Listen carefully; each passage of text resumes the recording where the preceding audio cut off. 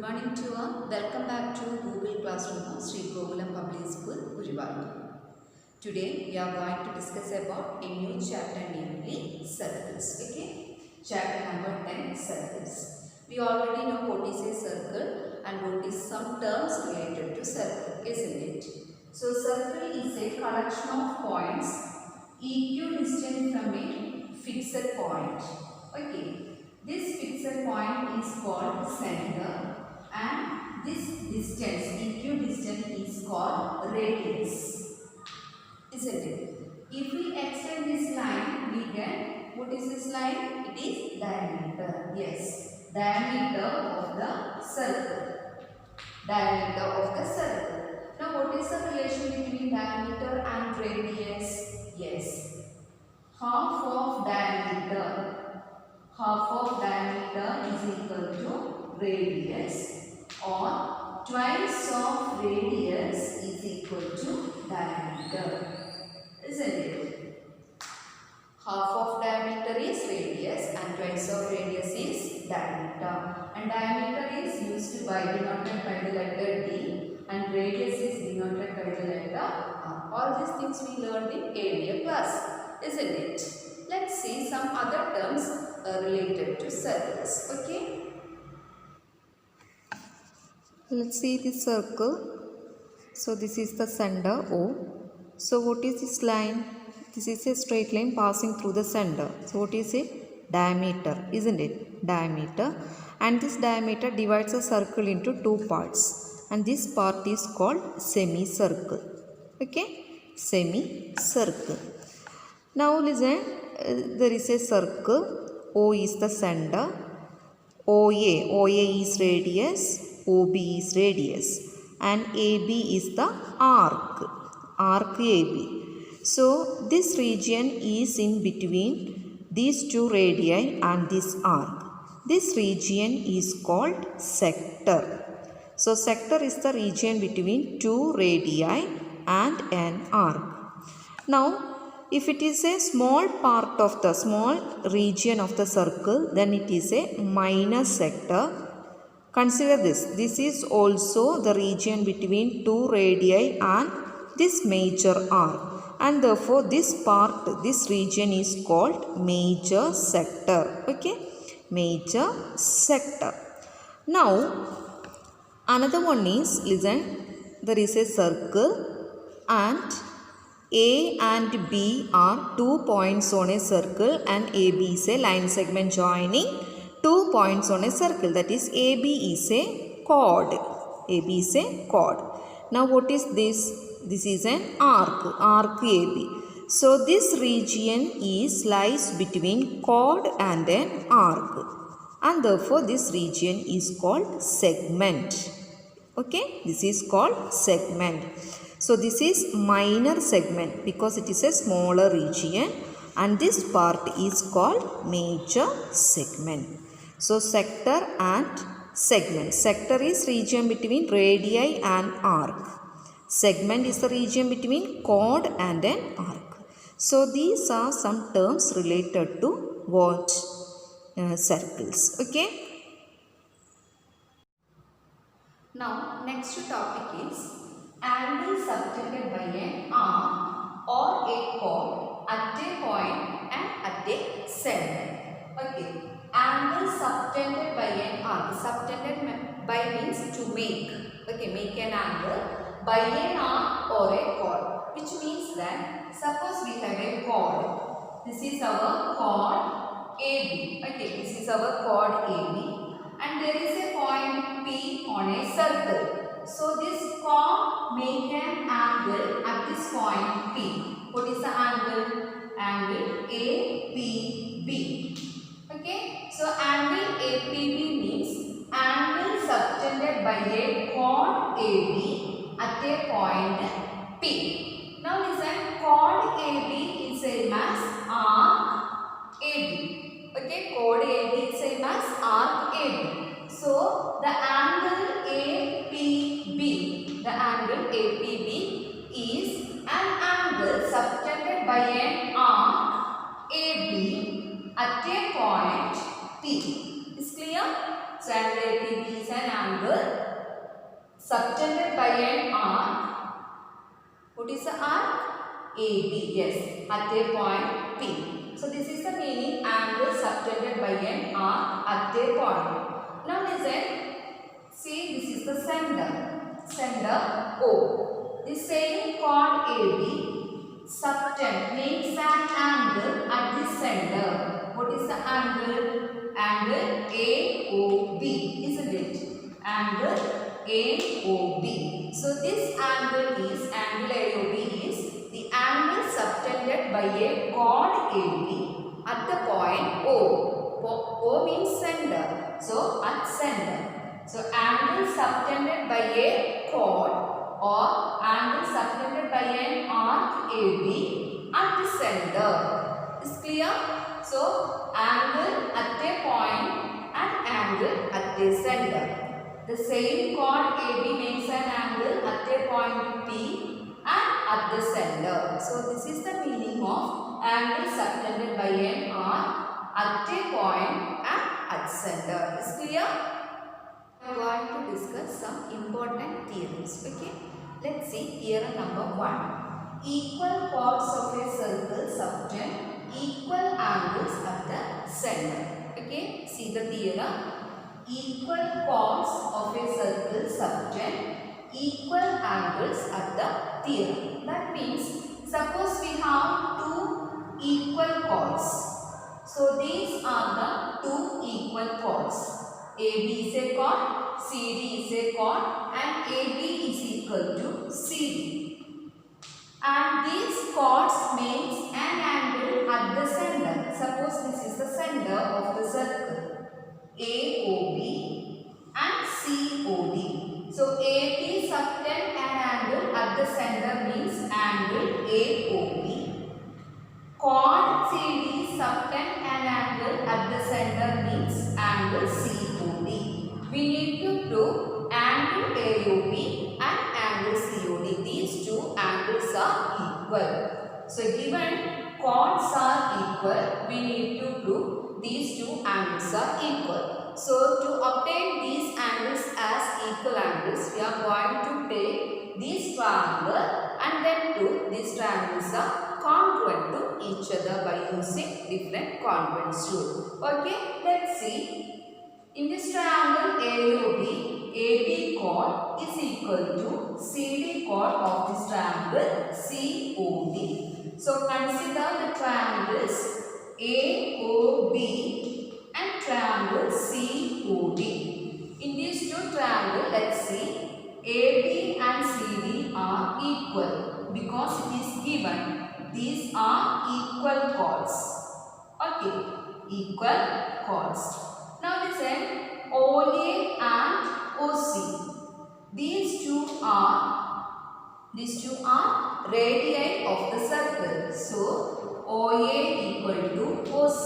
Similarly, OB and OD are equal because radius.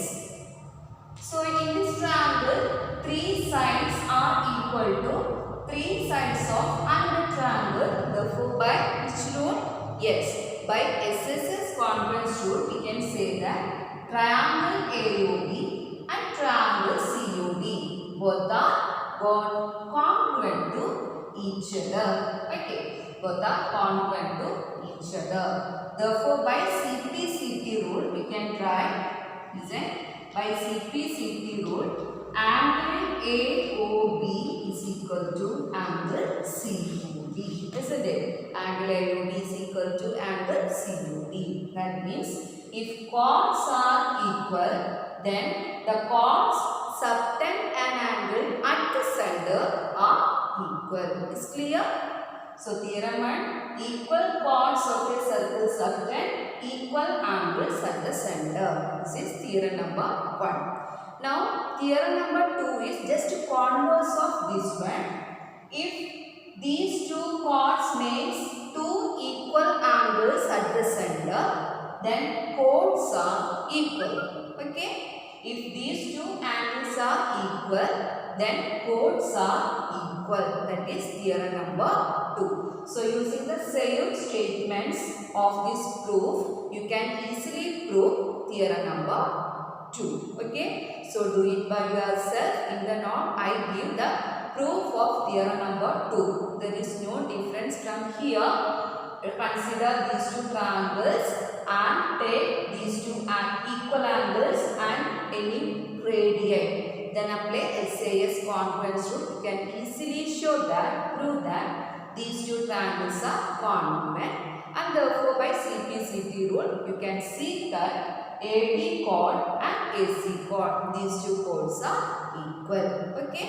So by heart the theorems, theorem number 1 and theorem number 2. What is theorem number 1 states? Theorem number 1 states that equal chords of a circle subtend equal angles at the center. Theorem number 2 says that if chords makes or subtends equal angles at the center, then the chords are equal. Okay. So these are our first two theorems. Okay. Theorem number 1 and theorem number 2. Now see theorem number 3. Theorem number 3 states that the perpendicular from the center of a circle to a chord bisects the chord. Listen, the perpendicular from the center of a circle to a chord bisects the chord. What do you mean by bisects? Yes, bisects means divided into two equal parts. Okay, bisects the chord. So listen, there is a chord AB. So this is the chord AB and this is center O. The perpendicular from the center. So draw a perpendicular line. Suppose it is M. So OM is perpendicular from the center to this chord. So theorem number 3 states that this perpendicular line bisects the chord. Bisects the chord means divide the chord into two equal parts. That means AM and MB. These two are equal in length. That we need to prove. Okay. See, we have a chord AB. AB is a chord. O is center of the circle, and draw a perpendicular from the center. That is OM. Perpendicular means these two angles are 90 degrees. Now join OA and OB. So we have two triangles OAM and OBM. Now we are going to prove these two triangles are congruent to each other. Okay. So listen, in this triangle OA is equal to OB. OA is equal to OB. What is the reason? Both are radians. Okay. Now OM. OM is equal to OM. What is the reason? OM is the common side. Now what about these two angles? Angle OMA and angle OMB. Both are equal to 90 degrees. Isn't it? Because OM is a perpendicular line from the center. So we have OA, OM and angle OMA is equal to 90 degree. So 90 degree means this is a right angle triangle, and by RHS congruence rule, okay, RHS congruence rule, we can prove that these two triangles are congruent to each other because it is a right angle triangle. OA is the hypotenuse, OM is side of this right angle triangle. That is RHS congruence rule. So by RHS congruence rule, we can prove that these two triangles are congruent to each other. What are the triangle? Triangle OAM and triangle OBM. These two triangles are congruent to each other by RHS congruence rule. And therefore by CP/CP rule, you can hear by CP/CP rule, AM is equal to BM. Okay, AM is equal to BM. So these are our length, AM and BM. So AM is half of AB. BM is also half of AB. That means a perpendicular line from the center to the chord AB bisects the chord. Bisects means divide it into two equal parts. Okay, bisects the chord. That is theorem number 3. Now theorem number 4 is converse of this theorem. Can you say what is the statement? Listen, if this chord bisected by a line from the center, then this line is always a perpendicular line. That is theorem number 4. What is theorem number 4? Any line drawn from the center to the chord bisects, then the line is always a perpendicular line. Listen, consider these two triangles. OA is equal to OB, both are radii. AM is equal to MB, that is given. Okay, that is given in the theorem. And OM is equal to OM. OM is the common side. Therefore, three sides of a triangle, SSS convex rule, we can prove triangle OAM is congruent to triangle OBM. Now apply CP/CT rule here. So by CP/CT rule, angle OMA and angle OMB, these two angles are equal, isn't it? Now look at here, angle OMA means this angle, angle OMB means this angle. So this is a linear pair. So what is its sum? Its sum is 180 degree. So angle OMA plus angle OMB is equal to 180 degree, isn't it? Now replace angle OMB as angle OMA. So this is angle OMA plus angle OMA is equal to 180 degree. What is angle OMA plus OMA? It is 2 angle OMA, 180 degree. So what is angle OMA? OMA is 180 by 2, isn't it? 180 by 2 is equal to 90 degree. So angle OMA is 90, then this angle is also 90 degree. That means OM line, the line from the center, is always a perpendicular line. Is clear? So listen, theorem number 1 is, what is theorem number 1? Equal chords subtend equal angles at the center. Theorem number 2 is converse of theorem number 1. What? If two chords subtends equal angles at the center, then the chords are equal. Okay. Now theorem number 3 states that, listen, any perpendicular line from the center to a chord bisects the chord. Okay, that is a very important theorem. Perpendicular line from the center to a chord bisects the chord. Then theorem number 4 states, any line drawn from the center to a chord bisects the chord, then the line is perpendicular to the chord. Is clear? Any line drawn from the center, if bisects the chord, then the line is always a perpendicular line from the center. So these are our first 4 theorems. Okay, and we will have to discuss some more theorems. So let's watch the video carefully and write and study all these proofs of these 4 theorems. Okay, already I explained all the steps of this proof in your notebook. Go through the notes and study it well. It's clear? Okay.